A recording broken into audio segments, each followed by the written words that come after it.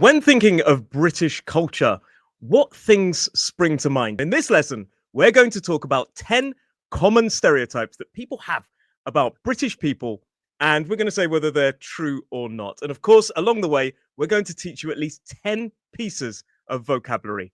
And we say at least because it's an English language podcast, English language learning podcast, and sometimes other words pop up. And of course, joining me is my dear friend, Rob. Hello. Hello. Sorry. Hello. Let's get more excited. Yes. Yeah, you've been very British there, Roy. Being very reserved and being. Well, thank you. Hello. Hello. How are you today? Good, thank you. Magic. Good. I'm glad to hear that. So we're talking about stereotypes. So we've come up with a list of 10 stereotypes, and the first one, of course, is drinking tea. We drink a lot of tea. Is this true or false? You've already said true or false. Yes. Why, Yes, Rob? Tell absolutely. me. Yeah, no, I don't think there's any doubt about that. We are a nation of tea drinkers. I drink a lot of tea. However, I have to say that I have changed more to coffee in recent years. There's been a huge kind of growth in the number of coffee shops and stuff serving, your lattes and cappuccinos, and that's tempted me away from tea. But I always wake up in the morning to a cup of tea. Can't beat a cup of Rosie Lee, as we like to call it in rhyming slang. Rosie Lee. Nice Cockney rhyming slang for tea. Rosie Lee, tea. Brilliant expression. And I would totally agree with you there. I think you don't see as many tea houses. They're more of a tourist activity. On the streets in general, you see coffee shops. And one thing I'm going to say, I have to say, latte always makes my Italian students laugh because latte just means milk in Italian. So if you go to Italy and ask for a latte, you're getting milk.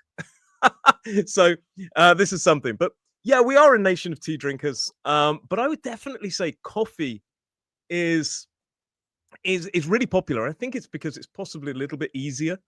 It's quicker. You can make a pot of coffee. You can make a pot of tea, but then you've got the milk and everything. You need multiple things. Whereas coffee, I think you can just. It seems to be easier.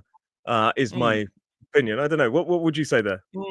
I don't know. I think tea can be quite easy, especially if you just put the tea bag, in a cup of hot water and let it brew. There's a word for you, brew, which is when it kind of the flavor comes out into the water.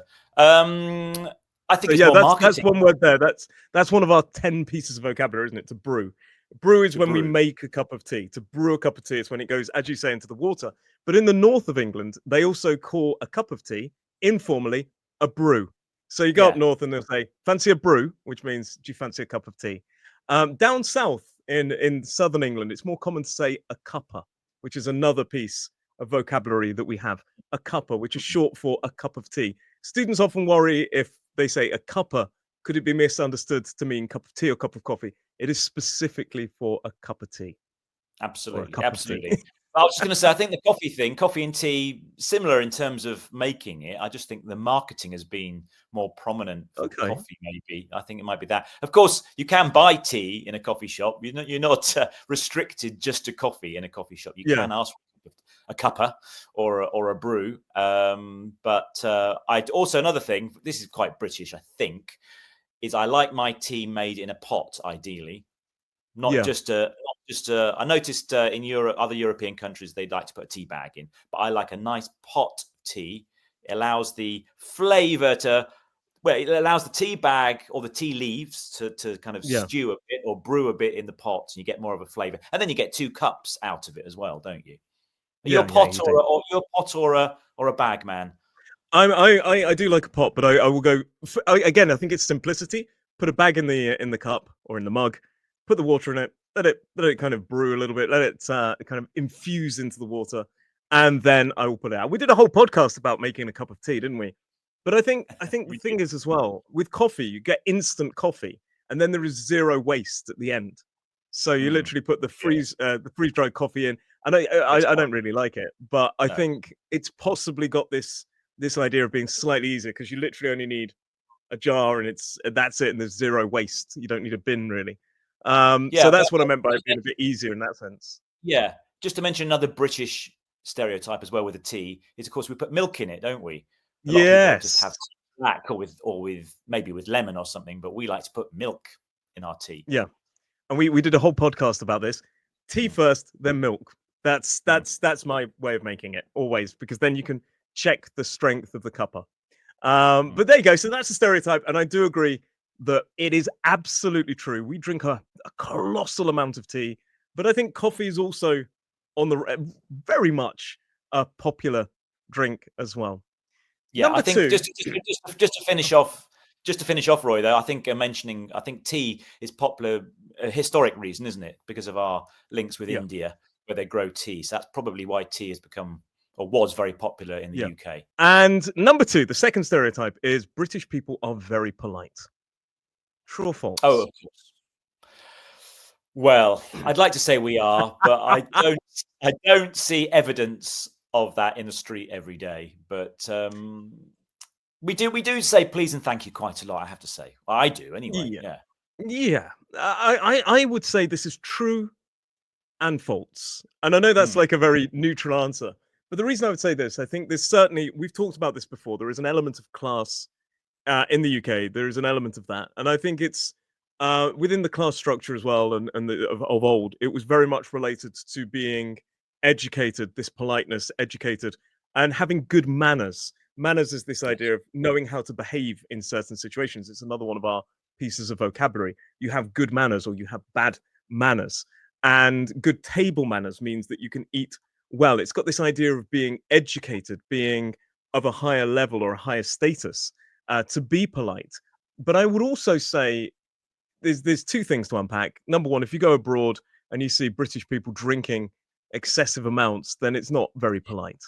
But also, I would say that there is a passive aggressiveness to British culture at times, which is not very polite. So on the surface, it can appear quite polite, but at the same time, we are potentially being passive aggressive in certain circumstances. I think this is something that I notice about British culture. I don't know if that resonates with you.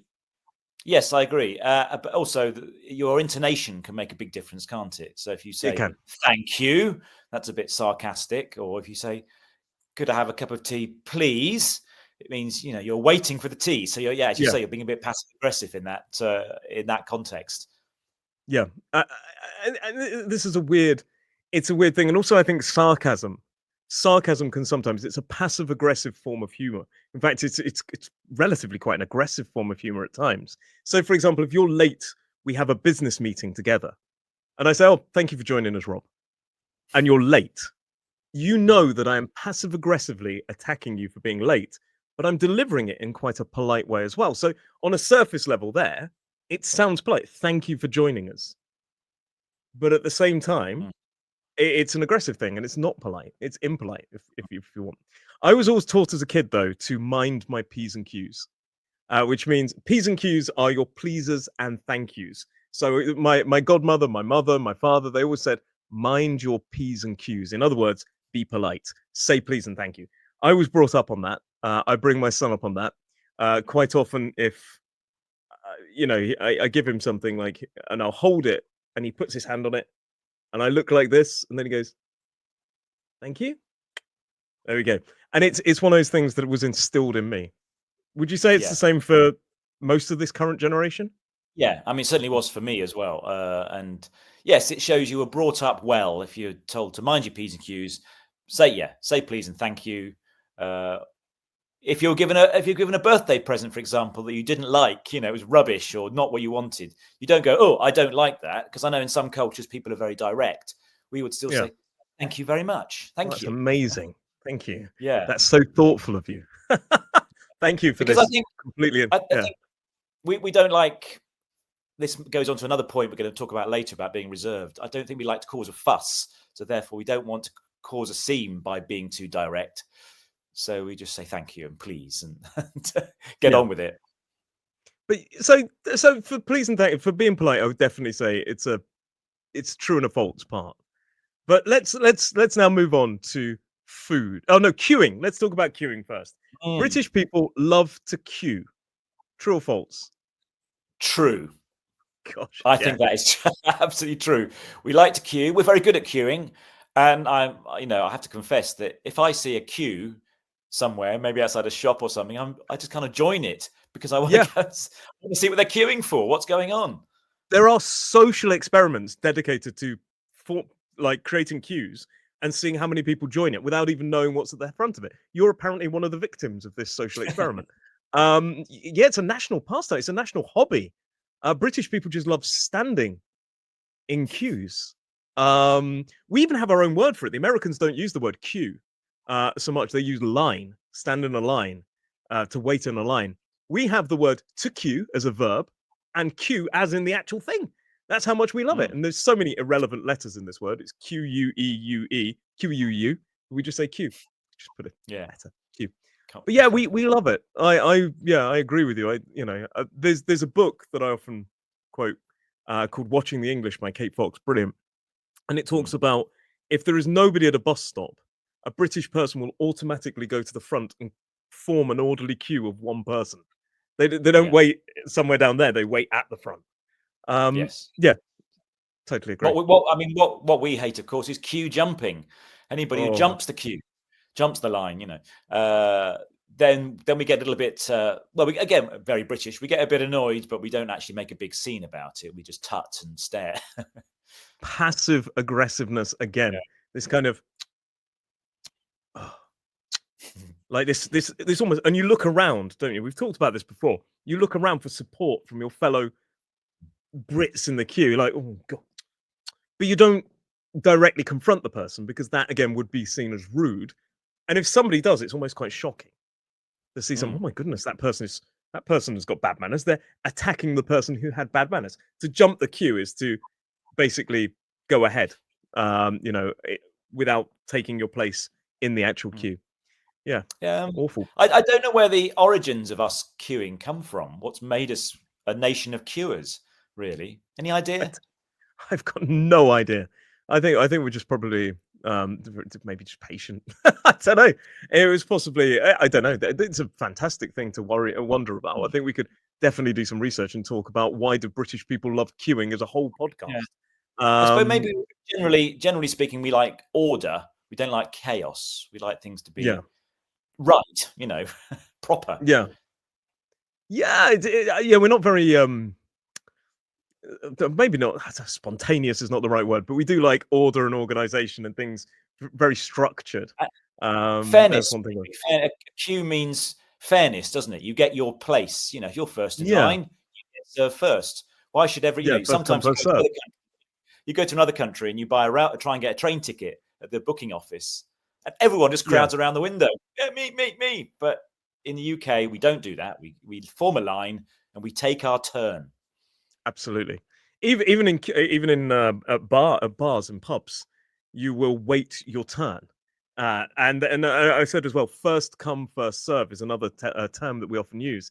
It means those who ask first will get served first. First come, first serve. So if it's like a first come, first serve, if there's 10 places available on like a day out, the first 10 people will get those places. That's first come, first serve. Again, it's all about order and people getting their fairness. Maybe it is a fairness policy. I like that. But this is absolutely true. I love queuing. Do I love it? I don't know. I do it. You do it, yeah. And I feel it feels unnatural when I don't. So there you go. Number 4, bad food. British Britain's food is terrible. True or false? Well, this is something that's changed. I would have said true a few years ago, but this is something I think is changing. Definitely. Yeah. When I was a child, there wasn't much choice. It was very bland food, very plain food, tasteless food. Lots of meat, potatoes, vegetables, maybe. I didn't know you grew up in the Victorian era. Yes, that's right. Dickensian times. You're older than you look, Rob. Nearly 200 years old. You're doing well. That's right. That's me. When you think of food, it was fish and chips, roast dinners, I suppose, which is a little bit better. Corned beef, which is a kind of processed meat. Spam. Spam. And meat and 2 veg. It was very plain. If you went out to eat, there wasn't much choice in terms of restaurants. But I do believe that's changing a lot now. Although I'm going to say you have to be very careful with what you just said there, meat and 2 veg, because that's also a euphemism that people refer to gentlemen's penis and their testicles, because you say meat and 2 veg. So I'm just saying that as if somebody says meat and 2 veg, it can also refer to a male's genitalia. Have you not used that expression? I have, yes, but So your face then, I was like, oh God, have I said something he didn't know? He's been no, using it I'm for just years. that's something I'm not going to eat, though. That's not British food we're talking about there. No, we don't tend to eat. We don't tend to eat certain parts of animals either. But yeah, so I would agree with you. I think this reputation, this stereotype, comes from the kind of post-war period when things were on rations. If things are rationed, food is rationed. It means it's limited to a certain amount per person or per family to be on rations or to ration food. It could be a verb or a noun. And I think it comes from then. I would definitely say British food, the quality of it will depend on how much you pay.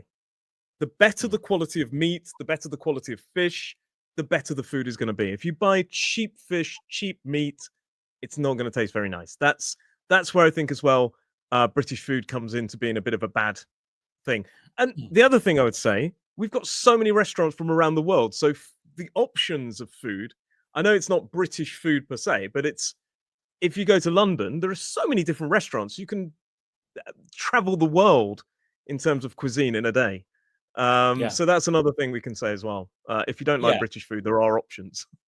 Yeah, I mean London particularly, obviously, is very multicultural, so you can get food from any nationality, I think. But even out of London, you're always going to find a curry house, aren't you? I mean, I think curry is one of our number one foods anyway. Yeah. So there's great curry houses out there if you like Indian food and stuff like that, and Chinese as well. We have a bit of Chinese, don't we? But there's more than that as well, I think. Yeah.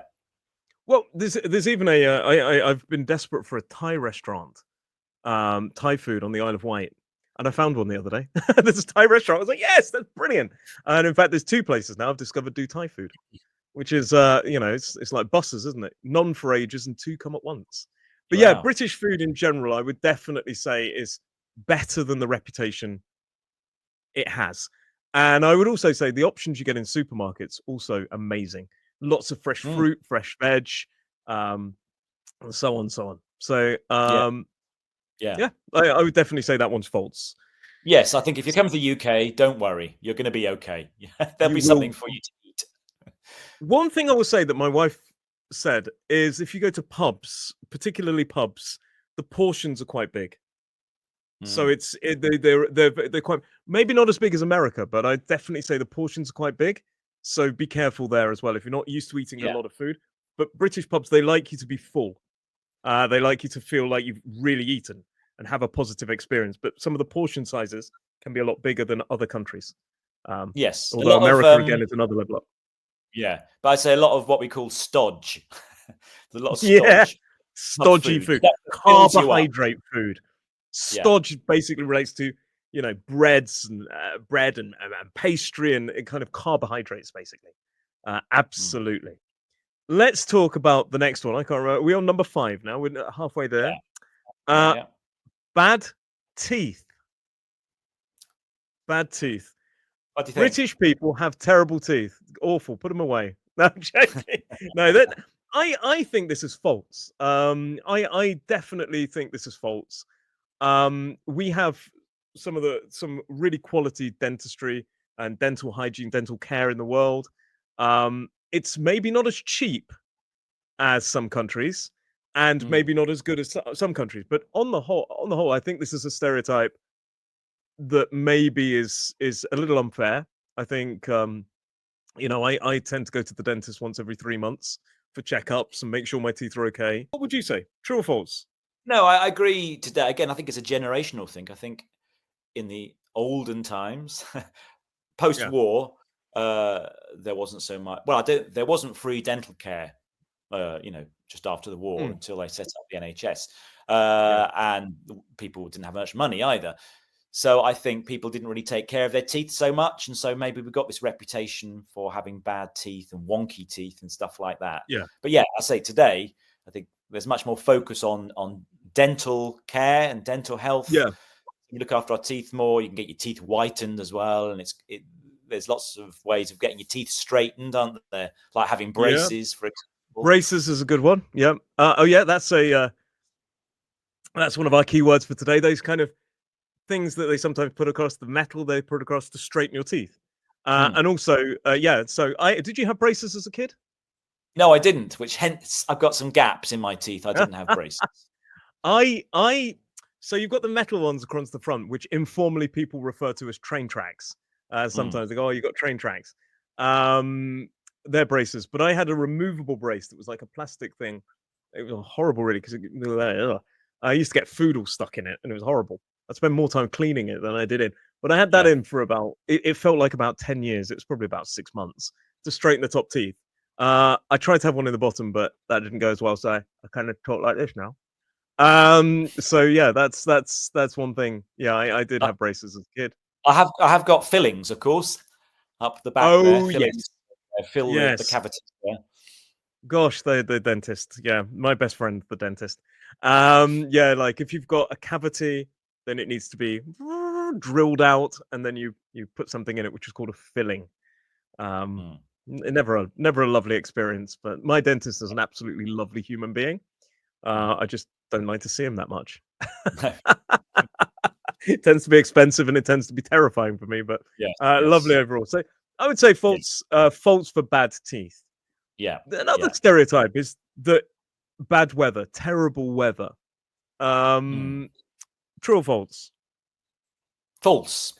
And I don't know if this is due to climate change or that, but particularly where we live in the south of England, I think we get generally quite warm temperatures in the summer. Yes, we have the seasons and we do have some miserable winters, but we don't have. Yeah, we have some quite nice warm summers generally. It does rain, of course. We do have what do they say? A varied climate. It's not sunny all the time. I agree. 4 but it's not seasons raining. in a day. 4 seasons in a day. That's a common one, isn't it? You can have winter and summer and spring and autumn in one day. So it's certainly in certain seasons. It's got a reputation of chucking it down a lot. Raining. Chucking it down is when it rains heavily. It's one of our key expressions for today. It's a bit of slang. Chuck it down, throw it down, bucket it down, and all these kind of things. Has a reputation for raining a lot. I think it rains quite a bit, but not as much as people imagine. No. I mean, we just had quite a lovely heat. The whole of May, quite a nice heat wave. It was sunny every day and warm. In fact, the gardeners were begging for some rain. And then, funny enough, today it's been raining here. Cats and dogs, absolutely chucking it down, as you said. And now the sun's out, so you do get sunshine here as well. So it's always a good idea if you visit the UK, pack an umbrella or a raincoat because it might rain. But don't think it's going to rain all the time. And I say it's better. I'm generalizing. It's better down here in the south of England, isn't it? I think they get more rain in North Manchester. It rains a lot. I lived in Manchester. It rains a lot. But again, I read this thing, and interestingly, they used a couple of things I want to pick up on. Umbrella, informally, as a piece of slang, you can call it a brolly. Your brolly. And also, you said raining cats and dogs. I think this one is a classic British idiom. Probably not used as much as it once was, I think, or as much as it's taught. Is my instinct there. I think it gets taught a lot in classrooms more than it's actually used. Another one is though it's not my cup of tea. They both get used, just not as much. So I always tell students to be aware and be careful not to overuse it.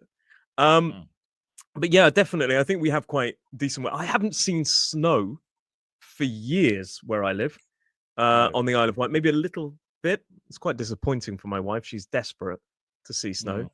But yeah, we haven't seen snow down here. The one thing I would say about British weather is it's never too hot. Well, it can be quite hot, but it's quite in the middle. But one thing I think is difficult for people is the fact it's quite overcast quite often. This is one of our key vocabulary points. Overcast. These grey days with clouds and there's no sun. Or you can't really see the sun. It's just a cloudy day, overcast. What are your thoughts on that one? Yeah, that's true. It's like a halfway house, isn't it? It's not raining, but it's not sunny, but it's not the perfect day. You're not going to get a suntan, that's for sure, because it's just that grey layer of cloud, and it hangs over the country sometimes for days on end, doesn't it? And you think, what's happened to the sun? And then the day the sun finally comes out, you go, something odd here. Oh, it's bright again. It's bright. What is that? This is the thing. I always make a joke because before the Romans arrived, or the Romans converted the UK to Christianity. and before that, we were quite pagan and we worshipped the sun. And I often think that the Romans must have had a really easy job. They'd come across and go, "What do you worship? The sun? Where?" Yeah, good point. What have you got? So we could never see the sun. This is the thing I find. But yeah, I think it's difficult for people. But one thing I'll say, you've traveled a lot. Do you burn? Do you get sunburn? Do you get sunburnt quite easily? No, not easily. There have been times where I've been burnt because I have been stupid and been out in the sun all day. But I'm quite lucky. I tend to tan before I actually burn. I've been out in the sun now. So generally speaking, I'm okay. I've got two shades of color. I am either like the moon or I am like a lobster, red like a cooked lobster. But I don't tend. I lived in Brazil for 3 years. I never really burnt there, even though I was out and about. Never really burnt, but I burn really easily in the UK, and I think it's because of the position on the planet. I burn more in the UK than I do when I go to Spain or places even further south. Or is that possibly because we're not used to it being sunny all the time? So therefore, when you, after a period of being overcast and you go out in the sun, you get this sudden intense burning of the sun, don't you? Oh. So, yeah, cooking. Moving on, classy. British people are quite classy, quite elegant. True or false? I hate to admit it, but I think that's false. Yeah, there are one or two, of course. There are exceptions, but I don't think generally we are a classy nation. We're not anymore, anyway. No, we don't go out in suits all the time. I think there is an element of we're polite. We're going to talk about the next one. We're polite, to an extent that we are. A lot of us have worry about politeness, manners, please, thank you, these sort of things. But there is an over stereotype that we are wearing bowler hats, wearing suits, living in castles. These guys, that's an extreme. But it's this idea that we are very. It's the kind of Mr. Darcy thing from Pride and Prejudice. I think that's what comes to mind, and there aren't many, Mr. Darcys, as many as we hope, as I think people hope there Not are. Anymore. No. So it's this idea of being quite refined, elegant. Refined basically means elegant, quite, having good understanding of etiquette and manners and these sort of things, or being quite distinguished as a kind of elegancy, this kind of thing. I could say, oh, Rob, he's such a distinguished gentleman, an honourable gentleman, this kind of idea. I would definitely say this is a massive stereotype that is quite false. I think we're just quite natural. I think we're going to talk about being reserved. And I do think we worry about the appearance of being polite, but we're not as classy as some people might think. We're not there afternoon tea and all these kind of things. Do you agree with that? Yes. I think, again, it comes from, I agree. I think this idea, it comes from literature, from the movies, maybe. The people are portrayed as being, remember that film 4 Weddings and a Funeral, and Hugh Grant is very polite and smartly and a little bit bumbly and bit That's what I was going to say. Bumbling is this idea of a kind of thing, and I think it's was 4 Weddings and a Funeral Richard Curtis, the director Richard Curtis, and Love Actually, and 4 Weddings and a Funeral, and Notting Hill, and all those were Richard Curtis, I believe. If not, I apologize to whoever directed them. And it sort of has this stereotype of the they have this stereotype of an Englishman, often played by Hugh Grant, as a sort of well-spoken, well-educated, but bumbly, slightly idiotic kind of character. Slightly awkward. Awkward. And I think this is where it comes from. I think that kind of continues this stereotype a little bit. And you do get people like that. But I would definitely say it's not as common as is commonly believed. I would say if you met somebody like that, they're more of an eccentric, aren't they? Not as a regular English guy. Yeah, absolutely. Although you are a distinguished gentleman, Rob. So next stereotype, we've got 3 left, but this one is we say sorry all the time. True or false? Sorry, what? Sorry. What did you? Sorry. Sorry, after you. No, you're absolutely right. No. There is truth in this. There is truth. Yeah. There is a truth, but I think it's not as clear cut. We're not saying sorry all the time because we're apologizing. I did a whole video on this, a whole lesson on YouTube about saying sorry. When British people say sorry, it doesn't always mean they're apologizing. Sorry has got so many uses. I think I taught a lesson on 10 or 11 or 12 ways we say sorry, but we don't actually want to apologize. I'm sorry, I'll speak now. That's like interrupting you. It's not, I'm not apologizing. I'm telling you I'm going to speak. Sorry, I'm Roy, introducing myself. I think this is one thing that, what are your thoughts on this? Yeah, it's another way of saying, excuse me. For example, if you go into a busy room and you want to get through, you go, sorry. Not because you're sorry, but you mean, excuse me, can I get through? Yeah, absolutely. And I think this also leans into the idea of being polite as well. Yeah. I think this is also another one where we're sort of, it's doing the stereotype. So yes, I would say this stereotype is absolutely true, but it's not because we're apologizing. So don't always think that sorry is for politeness or being apologetic. Absolutely. Yeah. We're trying to say, as you say, we're trying not to be rude, but, well, we are. We're saying, excuse me. Yeah, get out of the way. It's passive aggressive. Yeah. Sorry. Can you move? Sorry. Could you mind out of the way? Sorry. Could you mind out of the way? This kind of thing. Yeah, absolutely. So yeah, it's a correct stereotype, but not necessarily for the reason you think it is. Yeah. Number 9, reserved. British people are reserved. Yes, I think we are generally reserved. Again, it's a big generalization because there are some people who are not reserved, but those people who are not reserved, who are quite loud, we feel quite awkward around them again, don't we? It's like that not queuing thing. You feel a bit awkward. You think they're not conforming to the British stereotype because they're being loud, where we're supposed to be quiet and polite. Yes, and it's this idea as well. I think we are quite reserved to a level. I think some people think it means that we're cold. We're not cold. I wouldn't say British people are cold, but I would say that it takes a certain time to warm up. I think it's this idea of you must show reservation, as you say, to be polite. And also, we don't like to exaggerate things. It seems almost a bit rude to kind of exaggerate. So we like to downplay serious things or downplay our abilities. Downplay is to make something seem less. So if there's a serious situation, we'll say, oh, it's nothing really. How is it? Oh, everything's gone. If I say everything's gone to hell, it probably means it's a small thing. But if I say, oh, it's not ideal, it's probably a big thing. So we downplay it. We're definitely quite reserved. Yeah. If I said to you, how are you? And you go, not bad. Yeah. You don't want to make a big I don't fuss. think we're necessarily but give us alcohol down a pub and we stop being reserved. That's, but I think British people as well, they take time to become friends, to start inviting each other over people's houses and things like this. I think that does take time. And that's where this idea of being cold and being reserved comes from as well. But I would definitely say this is true for me, but not necessarily a bad thing. I don't think it's a bad thing to be quite reserved. No, we're not. That's me culturally speaking. Yes. Well, again, what I mentioned earlier is that we're not direct. In some cultures, people are very direct.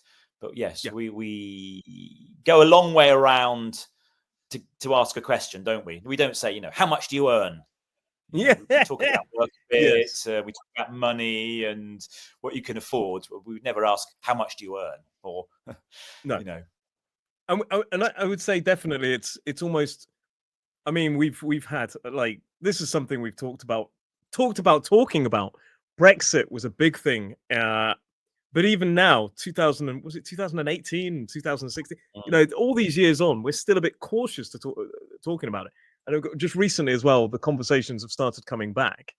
And it feels uncomfortable because of reservation when people start talking about it. I definitely say that. It's something I'd love to talk about. But my reserved nature means that I'm not yet ready to talk about it. No. And certainly not with yes, give us a pint and we'll start. Oh, that can be another episode of the podcast with a beer. And finally, so the reputation is that British people only speak, well, specifically English people only speak English. That's what I would say, because of course The Welsh have got the Welsh language, and there's other languages across the UK. But in general, it's the idea that British people, particularly the English, only speak English. True or false? True. From my experience, it's true. Yes. Yeah. Well, there are many reasons for this, but we're lazy is the first thing. We want to minimize how much we learn. I just sound like a donkey then. Yeah, I think we're lazy, and we're lucky because obviously so many people around the world speak English, and not helped by social media, which a lot of conversations and things on social media are done in English. So what's the point of learning another language? Yeah, I think lazy is probably I'd say there's the idea that the UK is an archipelago actually, but it's an island, if you like. Britain itself, Great Britain, is an island, and it's quite cut off, and therefore we don't have regular contact as much with neighbouring languages. So that's one thing. English also, as you say, is a world language, and also I'd say it's not really pushed in schools, or it wasn't. I think it's getting pushed now. I think people are starting to realise the importance. I think you only really started learning French in my school relatively not from an early age. It wasn't really seen as vital until later on. No. Or not seen as important. Yeah. First time I encountered French was in secondary school. And then even in year 3 of secondary school, we were allowed to give it up if we wanted to. Yeah. Whereas now I know everybody has to learn a language at secondary school. And I know also at primary school, they learn French or Spanish. Start learning. Yeah. And I would definitely say this is true, because I think we can, not that we are lazy, but we can be lazy as well, because we can travel anywhere in the world and we'll find somebody who can possibly speak English. That's a sad thing for me, because I'm going away to Spain later this year, and I said, "Oh, does anybody speak Spanish of our group that are going?" And no, don't worry, we don't need Spanish. We're going to an area where everybody speaks English. I thought, that for me, I really want to practice my Spanish. I speak Portuguese, and I'm probably one of my only friends who speaks a second language. I speak Portuguese as a second language, and therefore I can dabble in Spanish. So I was quite excited. And the idea that we're going to kind of, my friend wants to go for a party in Benidorm, and there are apparently a lot of English speakers there. So therefore, I was a bit like, oh, so I'm going to have to find somebody to speak Spanish with.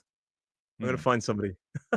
That's my aim. Yeah, I have visited places where English isn't spoken and nobody can speak English, and that I like that, because I like to try and speak the local language or get by somehow, and also it feels more authentic. You're in a place that speaks their own language rather than everybody speaking English. Yeah, and I think as well. The other thing I was going to mention, Roy, is I think we're lucky because, of course, America, the key language in the USA is English.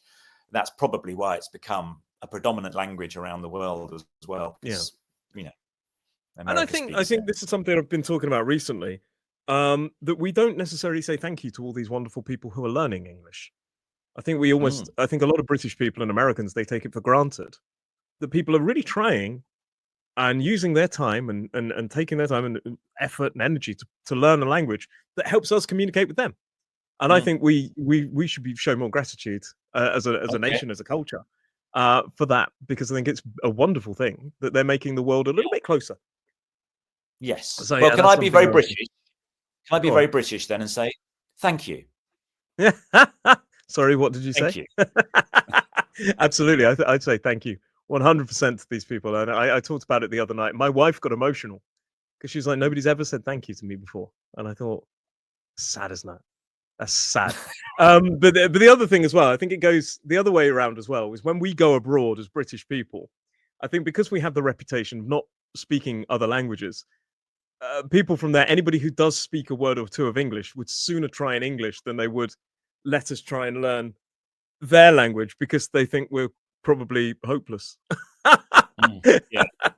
If I go to Spain, somebody's going to talk to me in English rather than let me have a go at Spanish. Maybe, I don't know. Yes, because we've got this reputation of being terrible.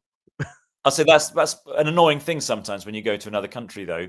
They automatically assume you're British. Yeah. So they start speaking in English to you, don't they? Without you even trying to speak their language. I've got to be honest though, one of my pet peeves, one of my biggest annoyances is when British people complain, or Americans complain, when they go to France and say that, oh, they clearly understand me when I speak English, but they didn't want to speak English. It's France. They're allowed. It's their bloody. You know, I don't know. The arrogance of wanting a French person to speak English with you irritates me. Learn a bit of French. Show social commitment. Show some. You know, I don't know. It kind of annoys me that today I see these people on social media. I went to Paris, and you know, nobody spoke English. Oh, good. So there you go. But this is something that always gets me. But on that note, I think we've put the world to rights, Rob. We've taught at least 10 pieces of vocabulary. And yeah, thank you very much for joining us. And please do subscribe to this podcast, give us a like, and suggest other content ideas for us to talk about. Otherwise, we're just going to talk about what we want to talk about. And we want to talk about what you want us to talk about. But thank you very much, Rob. You're welcome. I'd also say it'd be great to find, you know, in the comments below any other stereotypes people think they have of us Brits. Build Lego, apparently, according to my. Oh, it's there. Build Lego. But yeah, thank you very much to everybody for listening and watching us today. And thank you, Rob, for joining me. It's been a pleasure. Yeah, it's been great. Thank you. See you next time.